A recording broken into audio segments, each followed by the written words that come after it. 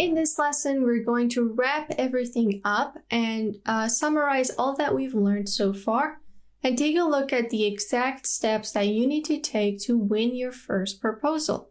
We're also going to learn how to communicate with our clients, what tones we should use, and what are the best ways to respond to rather odd requests. So let's get started and look at those steps and figure out how we can communicate with our clients. First, let's take a look at the steps that we need to take in order to win our very first proposal. These steps are from start to finish, so we're just wrapping up all that we've learned so far in the lesson. Step 1 is to complete your profile and verify your identity. Before moving on to writing your description, uploading your sample work, you need to make sure that all the necessary fields of your profile is completed and that you've verified your identity. If you don't complete these steps, Upwork may suspend your account and the process to take it back may be a little bit bothersome. So try to avoid that by fully completing your profile and just doing everything that Upwork is asking from you. One rule that you should remember in Upwork in the upcoming years is that you cannot have more than one account on Upwork. So if you do make another account, maybe you lost your email and you had to make another account, Upwork will find out that you did that and they will suspend your account. So if for any reason you wanted to create a new account, make sure that the previous one has been deleted and that it's no longer on the Upwork platform so that you can go ahead and use another and create another account. Secondly, you cannot have a client account and a freelancer account. You can only have one account. So if you do want to approach Upwork as a client, try to use a different name and maybe a different email to avoid Upwork assuming that you guys are the same person. There is a way to keep both accounts. So I could have account A as a freelancer and account B as a client. Both of them have one email and both of them have my real name.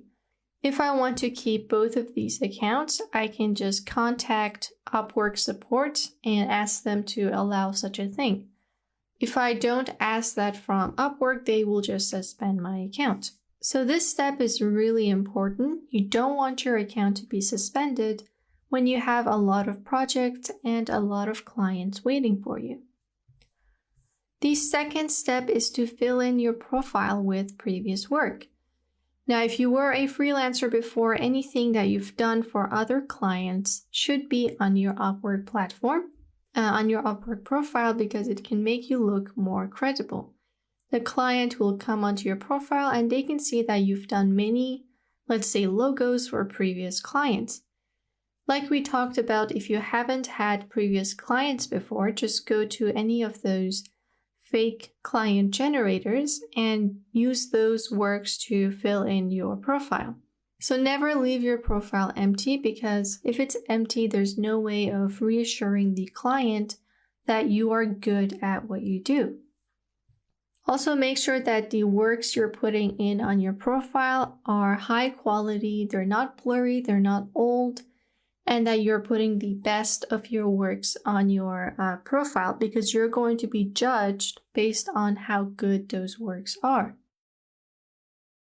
And like we talked about, try to avoid putting bulky text on your sample work. So if you've, let's say, written a book before, you want to put the cover of the book rather than the first page because no one's going to zoom in and read all of those texts. Let's take a look at step 3, and that is for ask for testimonial from your previous clients. Like we saw, there was a section on our profile that says testimonial, where you can ask clients to give a little sentence about their experience with you. So if you haven't had previous clients before, you can just leave this empty. But if you did have clients, you can just ask them that, hey, I'm starting my profile on Upwork. I would really appreciate it if you could give me a feedback that I can put on my profile. Upwork already has a template, so once you add a testimonial, it can automatically send a message to the email or LinkedIn page that your previous client had. Let's go down here and look at step 4. Step 4 is to invest time for looking good on your profile. We've talked about all of these. I cannot stress how important this is. Based on these things, the client will decide whether or not they want to work with you.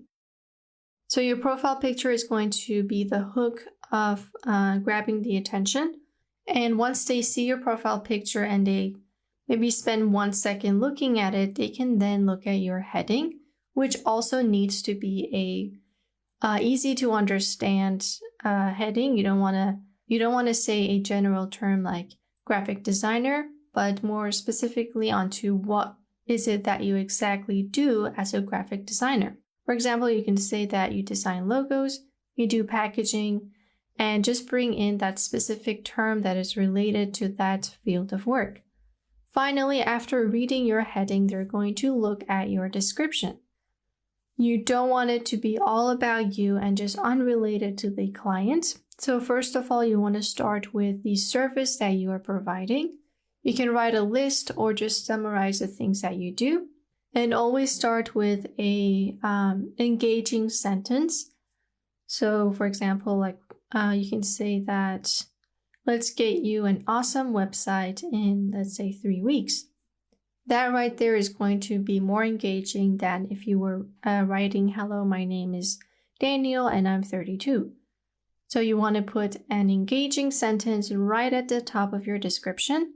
And once you've told the client all the stuff that you can provide for them, you can then start to talk about yourself, your experience, the number of clients, or anything else that you'd like to add. But the most important thing is that you engage the client in a way that they would want to read the rest of your description. Step 5 is to fill in your portfolio. There was a portfolio section on our profile. You want to go in there and upload all of the works that you've done so far. So maybe it's logos, screenshots of your website, some books that you wrote, anything that you would want. So just fill these up based on what you do. And the more the better. So the client can just look at your previous works and see how well you can perform in different situations. If you haven't had previous works, just create them yourself using those fake client generators that we looked at. Step 6 is to create projects on your project catalog. So after your profile is looking good, you got that picture, you got that perfect heading and description, it's now time to enter the project community and create your very first project. So these projects are free to create. You're not going to be spending connects on them, but instead you're just putting them out there and Upwork is going to review your project and then decide whether or not they should be on the catalogs. So it's right on your profile. Just scroll down to project catalog like we learned and just put in all of these services that you do. Remember to be as specific as you can, avoid unnecessary detail, and put in your best works as the project cover. If possible, you can put in video introductions and you can just make your project more engaging by just putting a video. We're going to be talking about how we can get a good video introduction in a further lesson. But basically, you want to kind of advertise your service on these projects. So you want a very good image, you want a good video introduction, and based on that, you will cause the clients to want to click on your project and instead of going to someone else. Be sure to divide your service into packages, so you're giving the client multiple options instead of one. And also try to research your prices before putting on the cost of that project. You don't want to be way too up or way too low, but a rather good amount for your project. And just create as many projects that would fit your services. And these are just going to be on your profile. They're separate from winning proposals. These two are different ways that you can make money on Upwork. So just make the projects and just wait until Upwork approves of your projects and just let them chill on your profile while you try to win proposals. This is going to give you more opportunity on the Upwork market, and therefore you're going to get a higher chance of making an income on Upwork. The next step is to look for jobs and save the ones you're interested in. So when we went to the job board in the Find Work section, we saw that immediately we can see the title and the description. We can also see whether or not the payments are verified. So just look for the job, and if anything grabs your attention, you can just save it and then come back to it later once you've read the description and saw that the requirements are exactly what you have. You can search for jobs, maybe type in a keyword like logo design so that you're only getting the jobs that are related to the services that you can provide. Once the headline is exactly what you're looking for, make sure to read the description and not skip over any of the details, because there could be a small detail in there that you missed, and then later that's just going to cause you trouble because you didn't know about that detail. So read the heading, the description, and then finally you want to make sure that the payment is verified on that job so that later there won't be an issue with the payments. When the payment is not verified, it basically means that the person's card or PayPal account has not been confirmed by Upwork, and Upwork cannot take any money from that client unless they verify their account. Of course, before starting the project, they would have to verify it because Upwork will have to take the deposit of the finalized amount and then keep it until you as the freelancer finish the job. But it's best to just stick with the people who have their payments verified. That means that they've worked on Upwork before, they have taken in freelancers from Upwork before, and they're just familiar with the way things work, and you wouldn't have any complications moving forward. So check for the heading, read the description well, and then make sure that the payment is verified. You can also click on the job and learn more about the client. If they have been on Upwork before, you can see that they have reviews from freelancers. Maybe a freelancer gave 5 stars because they're just really good. They communicate well, but on the other hand, they may just get 2 stars because they weren't clear with what they wanted. And you want to read those reviews so that you avoid starting a project with a client that is difficult to deal with, especially when you're first starting out. Step 8 is to write your first proposals. So you have a bunch of jobs that you have saved. They're the perfect conditions, the payments are verified, and you fully understand what they are. Now it's time to write your first proposals. Using what we learned, you want to write a very engaging and straight to the point proposal so that while the client is scrolling through all of those proposals, they will stop for a second to look at your proposal. You then have less than 3 seconds to grab the client into your proposal. So you want to start with a very engaging sentence.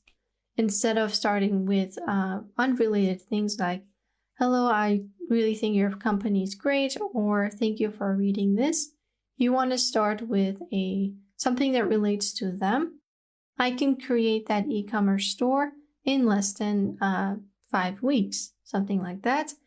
And that's going to make them feel like, oh, this guy is getting straight to the point, and immediately I know that he is here to help.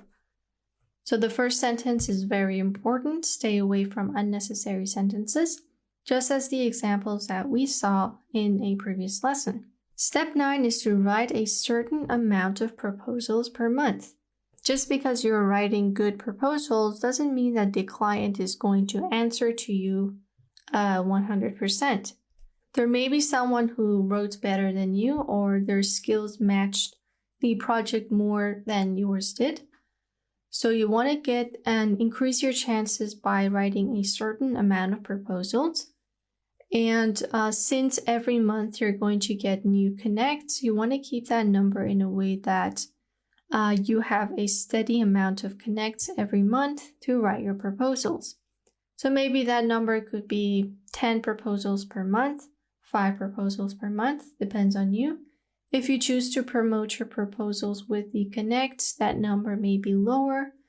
And you could always just buy these connects if you don't want to wait for free ones every month. So keep a steady schedule and write these proposals every month. But one mistake that a lot of freelancers make is that they copy and paste their proposals for all of these projects, and that is the worst thing that you can do. We talked about personal presence, and when you just copy and paste text over and over again, you're kind of giving the vibe that you are basically a robot, and you're not putting enough time for the client to write a personalized proposal. And that's just going to make you look bad. So do not copy and paste proposals.